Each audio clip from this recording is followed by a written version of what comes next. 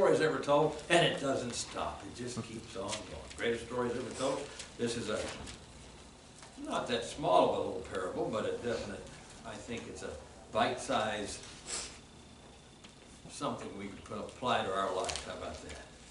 A bite-sized something we can apply to our life. Labors in the vineyard. Parable of the laborers in the vineyard. This is something that if anybody's worked in a few places throughout their lives, you've seen this very issue pop up. And the bottom line is, it goes to show you that when you're a Christian, that the Lord provides for you, and He'll meet your needs. He'll meet your needs no matter what. Through a place of work, employment possibly, or through others giving, or just He'll meet your needs. He supplies. He's great enough to supply and meet what you need. So this little parable here actually starts out, we're going to back up before the parable, and we're going to be at Matthew chapter 19. A couple verses. We'll go ahead and read them if you would. Turn to chapter 19 in Matthew, and we'll read 16 to 17. I'll read them, you follow along. And we're going to, listen, Ames will be trying to answer these 4 questions. We'll do that at the end here, hopefully, if we land on time. And Matthew chapter 19, verse 16 to 17. And behold, one came and said unto the master, Good master, one came unto him, meaning Jesus, Good master, what good thing shall I do that I may have eternal life?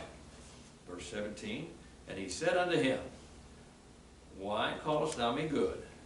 There is none good but one, that is God. But if thou wilt enter into life, keep the commandments. So in general, he told him to keep the commandments. This was this was a fellow that came to him, and we call this the rich young ruler. This fellow had a lot of things. He had a lot of stuff. And Jesus, he asked the Lord, what do I need to do to make my way to heaven? And we've heard this before. We won't go into the entire thing, but it's one of the classics that this is where we call it the rich young ruler. And remember, while this is going on, the disciples are hanging out with Jesus. They're right beside him. So they hear the whole conversation. And the Lord goes on to tell him, well, you need to keep the commandments. First he asked him a question, though. He said, why do you call me good? And he called him a master, and he called him good. And there's none good but God. But Jesus is answering correctly because he is God and man all at the same time. So he came to the man came to the right source, but he came to him. So whatever God tells him, that you should do. All right? Keep that in mind. But he said, keep the commandments. No murder. No adultery. Do not steal. Do not bear false witness. That's a big one. Don't tell somebody something that you heard over here and don't really know. A lot of times we repeat stuff we hear. Not true. That's bearing false witness. You should honor your father and mother. And you should love your neighbor as thyself. Those are big ones, okay? Those are big ones. But the fellow replied, I've done all those since I've been a pup, since I've been a little guy. Done all those. And then he asked him that question. What do I lack? What lack I yet, he said. What lack I yet? And you asking Jesus this? Guess what? He'll tell you. Because he knows you. He knows how many hairs are on your head. He knows you. And Jesus told him to be perfect or complete. I'll say that. To be perfect or complete, give all you have, sell it, and give it to the poor. And then come, follow me. He gave the same invite that he did his disciples. Now they did. Some of them might not have had much to give, or it would seem like they might not have had a lot to give, but he had a lot to give. And he turned, and because he had a lot, he didn't follow. And he left unhappy or sorrowful and hurt. And the disciples watched on, and as they watched, they all said, man, he had a lot, and he took it with him. He kept his money and stuff. And then they thought, they kind of asked, and they said, my goodness, what does it take to get to heaven? Because Jesus even said he had a lot. And he said it's hard for rich people to go to heaven, basically. Jesus kind of said that. And it also brought up that little discourse, the one about and Jesus came back. Not only is it hard, he said it down here in verse 23 of 19, then Jesus said unto his disciples, verily I say unto you, that a rich man shall hardly enter into the kingdom of heaven. And then he repeated it and said again, I say unto you, it's easier for a camel to go through the eye of a needle than for a rich man to enter into the kingdom of God. And I put down in my notes, bring a needle. I forgot. I didn't bring a needle. I was going to hold up a needle and say, so it's harder for a camel, I had to leave the camel out in the parking lot. And it's hard for a camel to go through the eye of a needle. Is that really something he said? No, he did. Is that what he meant? Well, it is hard, almost impossible, but nothing's impossible for God. He went ahead to say that. It's like bringing a camel packed up with all that stuff, get through that door. That's kind of what it's like. There was a place on the wall of Jerusalem called the Eye of the Needle. And it was a place that was hard to come through. You had to unload everything you had. Camel had to get down on his knees and kind of scurry through, and you had to bring him through that way.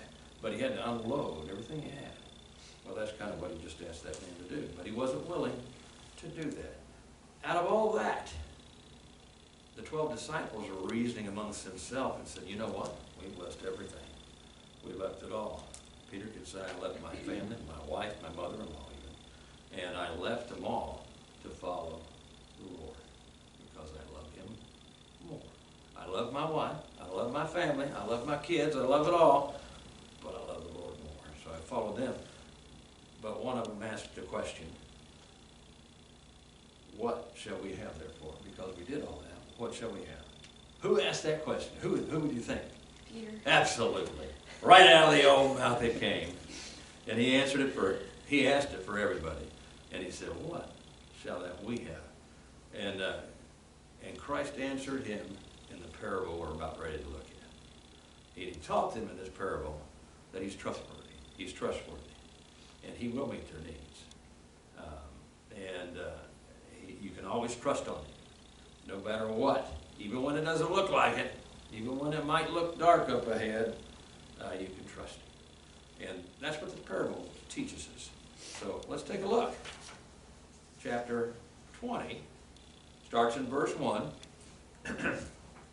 Starts in verse 1.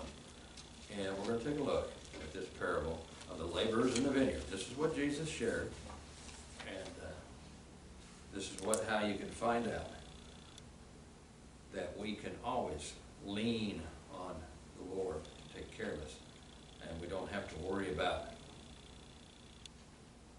we don't want to worry about other people, and we don't want to get our eyes on other people. We want to keep them on Christ. And that is difficult to do sometimes. But chapter 20, verse 1, and you'll find 1 in your notes there. We're going to go through that. There's a couple blanks in there. And it is, for the kingdom of heaven is like unto a man that is a householder, which went out early in the morning to hire laborers, first blank, into his vineyard, second blank. That's verse 20, or that's chapter 20, verse 1. And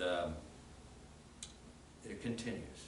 And when he had agreed, let me get this up so I can see it.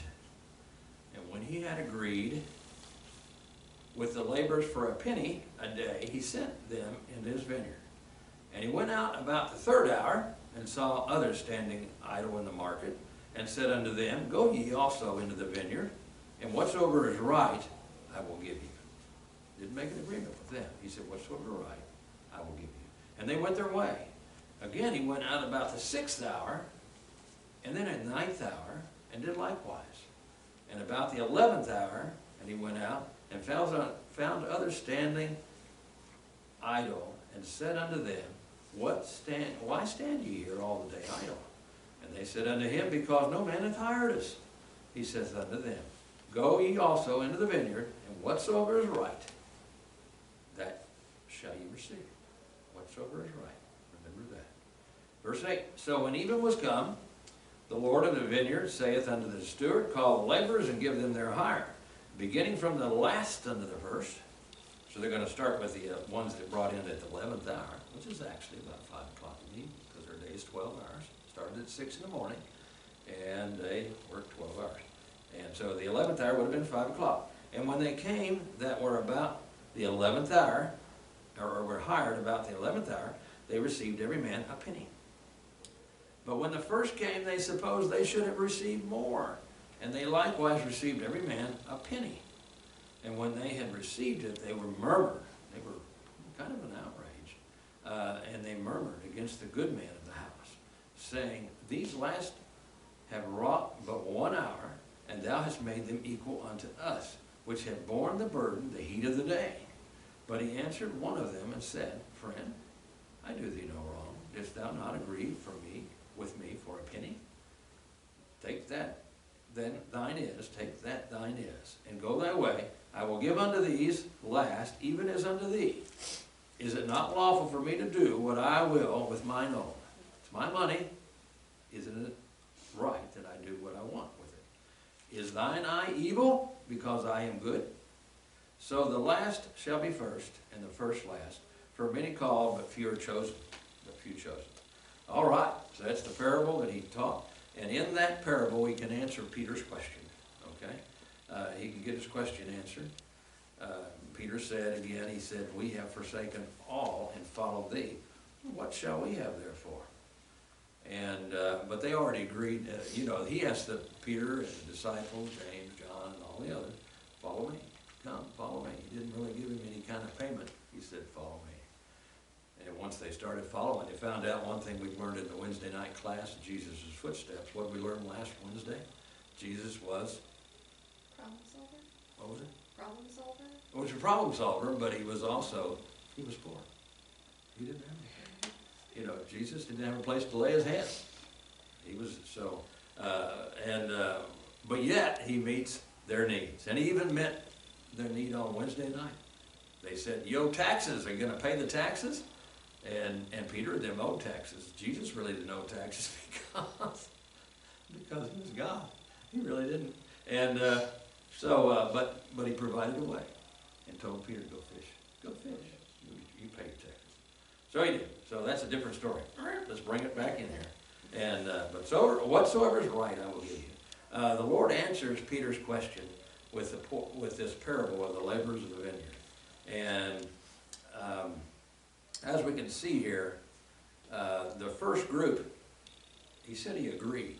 So the first group wanted some money when they wanted a mark, and they said a penny, and the man agreed with them to pay him a penny for their pay.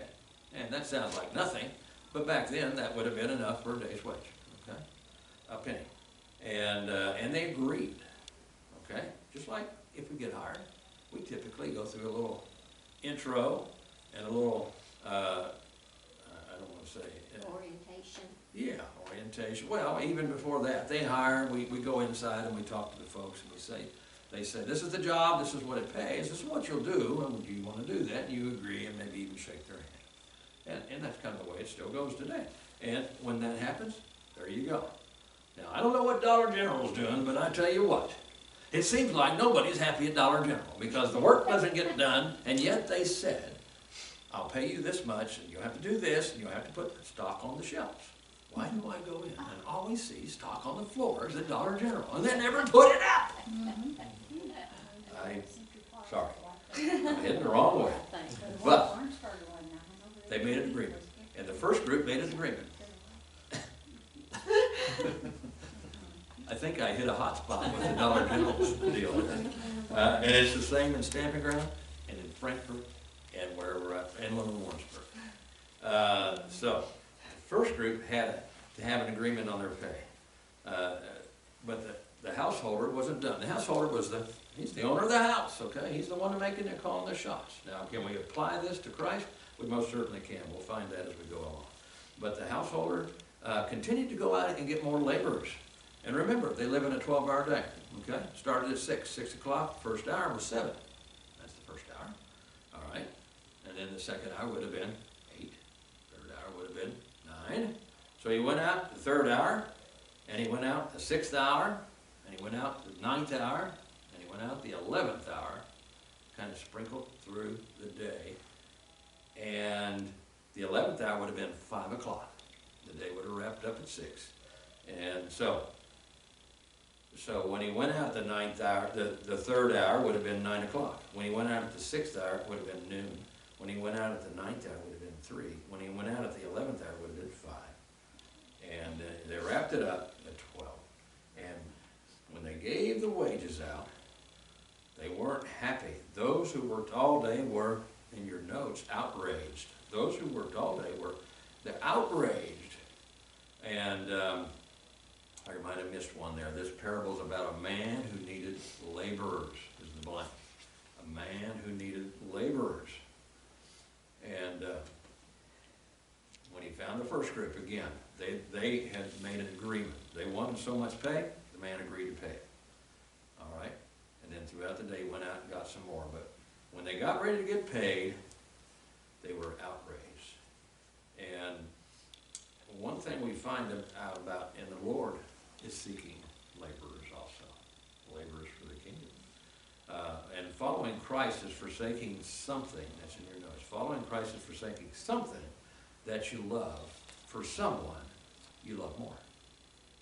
A lot of times people get upset when they see the part about Jesus said, you're going to hate your mother, you're going to hate your father, you're going to hate your daughter-in-law. All that doesn't mean you really hate him. It means you're going to end up loving Jesus more when you serve him and go there. It's going to cost you in the family. It's going to cost. It's going to cost in your relationships. It's going to cost.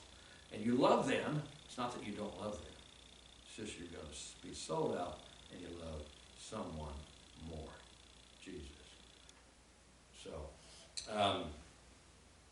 and we don't need to make a contract with God. We can trust him to give us whatsoever is right. He's going to take care of us. So the blank is whatsoever is right. And Christ can be trusted. The other blank. Christ can be trusted to care for his own. And that part about after they found out the group that was hired first, and it wasn't an accident when they started paying him. They paid the one that got in 5 o'clock. They paid him a penny. Well, immediately, that set the stage. The group that got paid a penny for the whole day immediately got outraged. And I tell you what, if you've got a few years on you and you've been in the workforce a little bit here and there, that is a common war cry. It never fails that if you want to get somebody ripping hot mad, let them find out about what that guy over there makes instead of you. Or that lady down here. No matter what the reason was, they've been here for 49 years, or they came in with a lot of experience, or whatever. I've heard it all. I've worked in human resources. I've heard it all. But the bottom line is, we'll get more into that in a minute. That's the bottom line. We'll get more into that in a minute. I'll put a name on it. Okay. All right. Let's go on. Last two blanks, please. Last two blanks. Following Christ is forsaking blank. Something. Yeah, following Christ is Something. forsaking Okay. something that you love for Okay. someone you love more. Okay. Doesn't sound so bad when you say it that way, does it? Any other blanks y'all got? You good? Let's move on to the next one. Next topic, we're doing about right. It says laborers are needed. Laborers is the blank. Laborers are needed. Matthew 9:38. Let's go there. Matthew 9:38. We've been tearing the book of Matthew up, haven't we?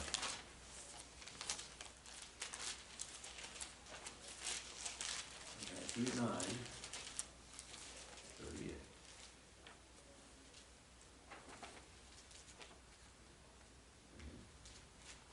I just can't make my fingers do it. 9:38. Pray therefore the Lord of the harvest that he will send forth laborers into his harvest. The Lord's asking. He said, pray therefore for laborers, ones that will tell others. We need laborers. We need laborers.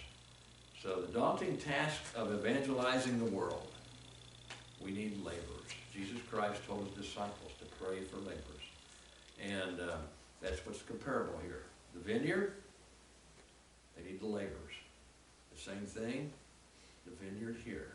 It's ripening, it's ripe, it's ready for harvest out there. Souls everywhere. In every nation of the world. In every state, in every county, in every city, down every street, in the apartments in Frankfurt, all the way to Bangladesh. There's somebody who needs to be saved. And the Lord's going to do it through others. He's going to do it. So people who have heard, is the blank, people who have heard about Jesus Christ must tell, is the other blank, those who have not heard.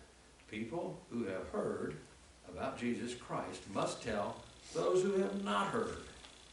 And we've got a lot of places to go. And this church tries, and we got a Saturday visitation. Our pastor and his wife are faithful, and sometimes other people go with them. Next week we're doing a door knocking where we go out, and we're actually just going to go out and put a track with an invite and the gospel on the track and on every door that we go through. Probably 500 plus. That's what we usually strive to do. And if you're all invited, it's next week. I think it's 11 o'clock, isn't it? Okay. We usually start with a prayer and maybe even a couple songs to encourage us, and then we go out and we just pretty much go out and knock doors. But every other Saturday, we go knock doors and we actually have a conversation when we can. And it's always encouraging. When we get done, it's always exciting. God always puts a special conversation every time that I've ever gone. Something special. So, but Christ told his disciples to pray for laborers, and Matthew 9:38 tells the same. And people who have heard about Jesus Christ must tell those who have not heard. So, if we're ever going to serve the Lord, we must do it now. We ought to do it now. Don't put it off. Are you going to be like those that would not work until they knew that they were going to be paid? Or are we going to say, you know what, the Lord's going to take care of me. He's going to take care of me. Even though, when we go on visitation, do we get paid? No, we don't. We don't get paid. But we kind of do at the same point. You really do. It's really encouraging. And it's really, it is what God blesses it. I think he encourages you when you do it also.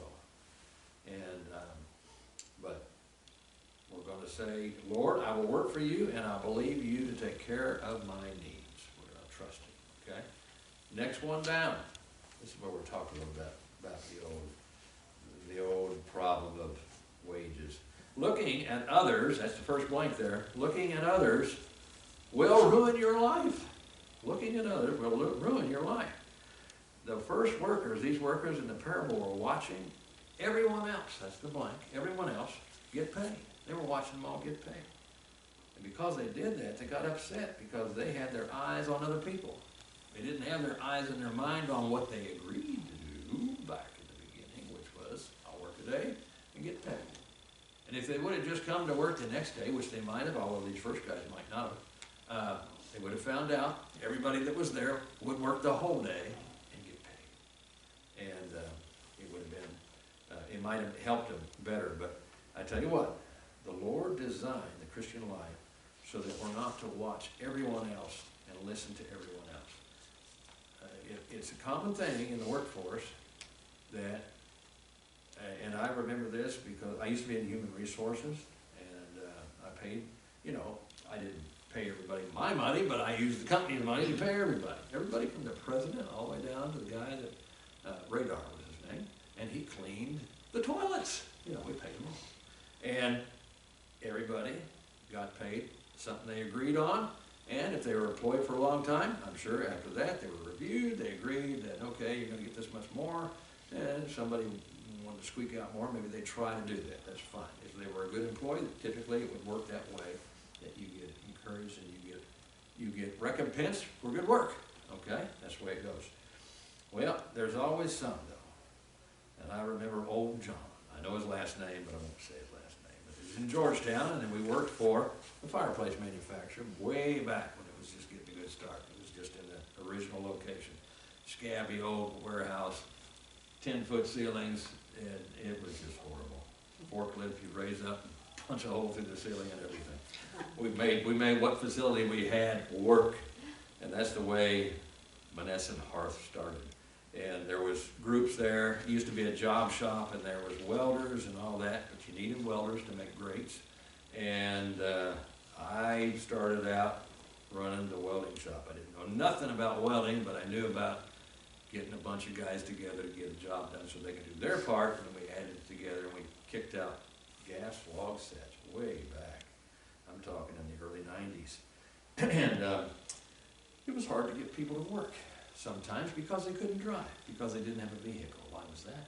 Probably because of their nightly activity that kept them from utilizing their money wisely and being able to keep a vehicle because they were drinking the rest of it up. A lot of times it was. And old John was a guy that was one of my welders, and he was a good guy at heart. He could weld fast and furious, just like we wanted him to. Maybe not perfect, but fast and furious. But he always needed to ride home, which wasn't bad for me. I could drop him off right down the street there in Georgetown. He did live but a few blocks away, but when the weather was bad, a lot of times I ended up taking 2 or 3 of them home in the truck.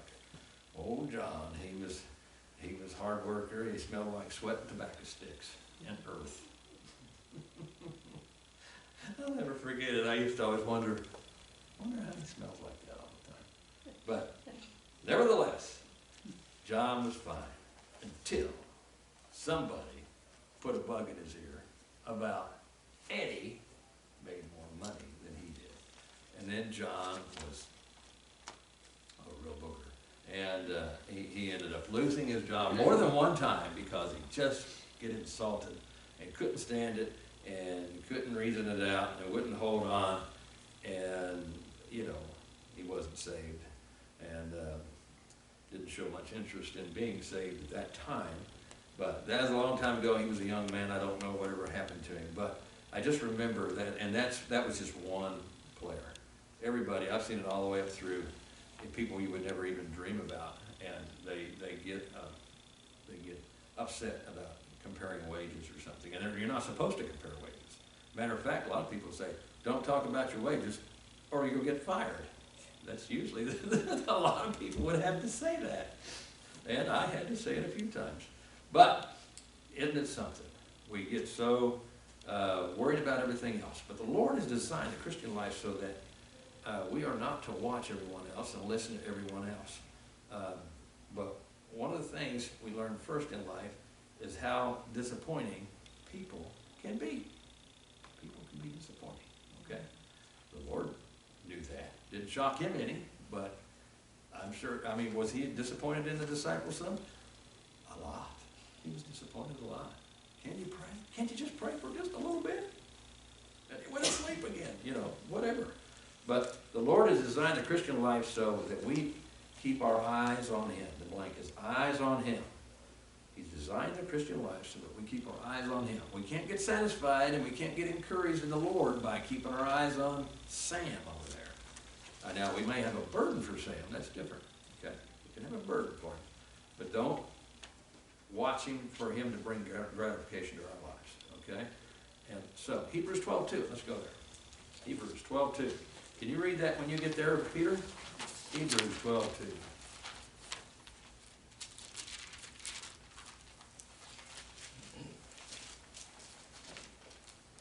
Looking unto Jesus, the author and finisher of our faith, who for the joy that was set before him endured the cross, despising the shame, and is set down at the right hand of the throne of God.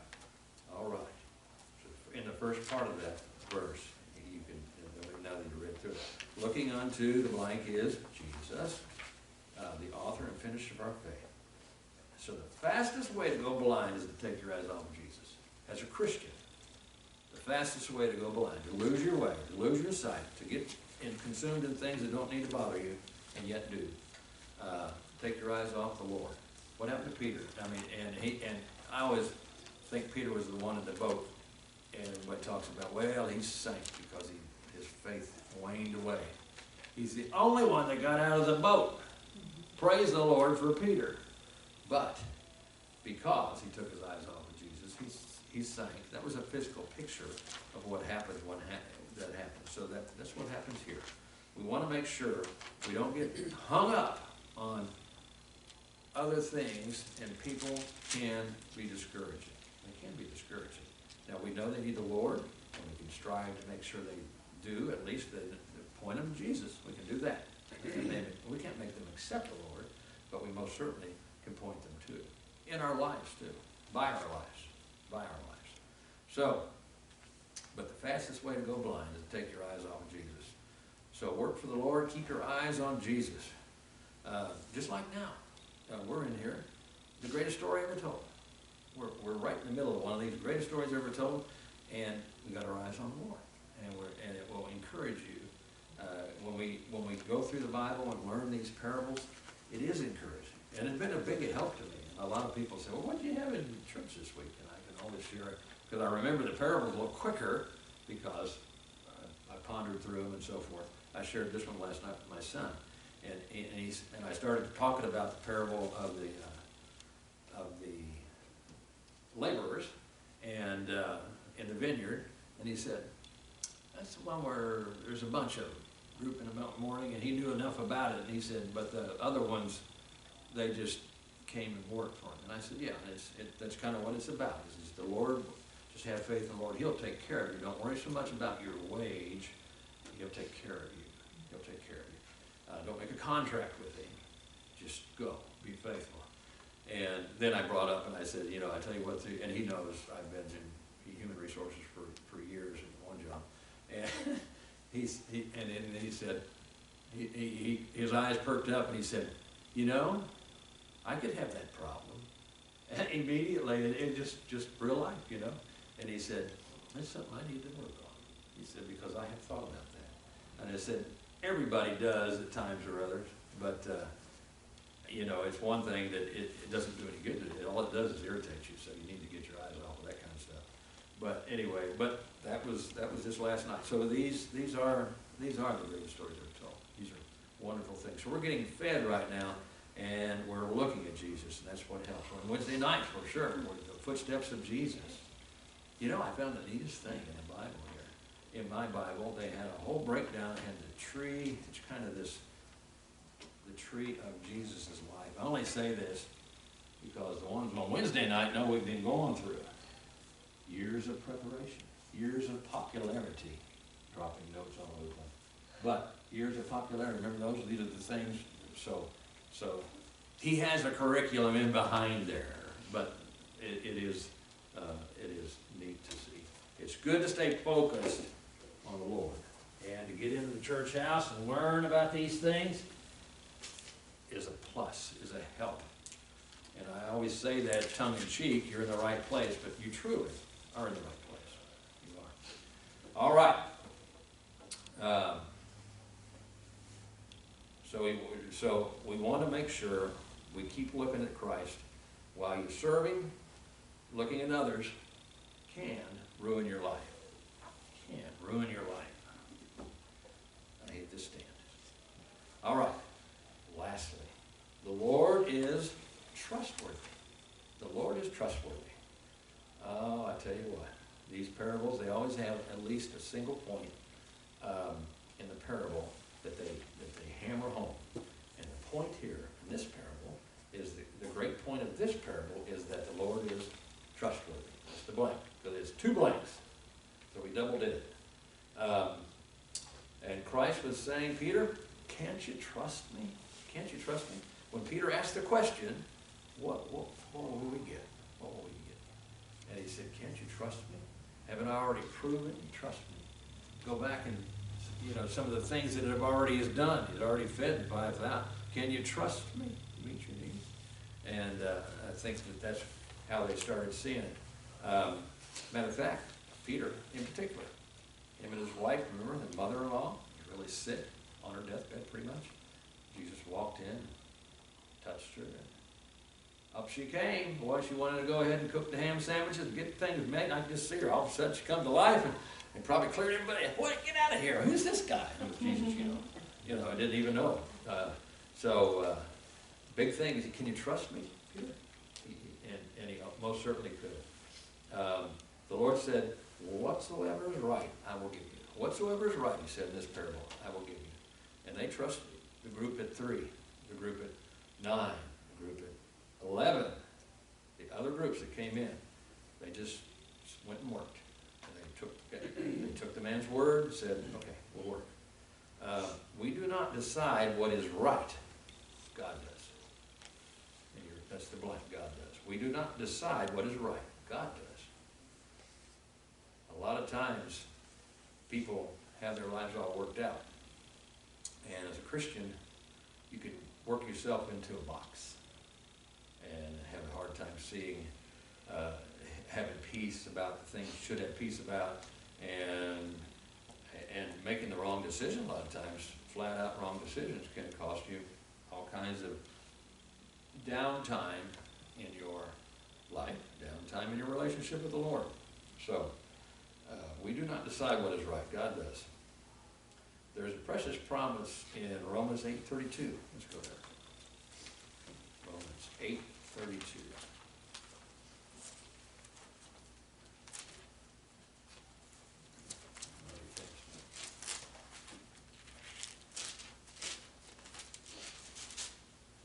Romans 8:32. One chapter. It's a good chapter. 8:32. Let's back it up to 31 just to catch the thought. Romans 8:31-32. What shall we then say to these things? If God be for us, who can be against us? 32. He that spared not his own son, but delivered him up for us all, how shall he not with him also freely give us all things? So again, he that spared not his own son, but delivered him up for us all, how shall he not with him also freely give us all things? So, and in that, you've got, I think you've got a blank, you've got the scripture in your notes there. He that spared not his son, but delivered him up for us all. And how shall he not with him also freely give us all things? So, we don't need to ask God if he's going to be able to take care of us. I mean, he's already given us, wow, he already sent his son on the cross to die in our stead. And because of that, we've got eternal life for sure.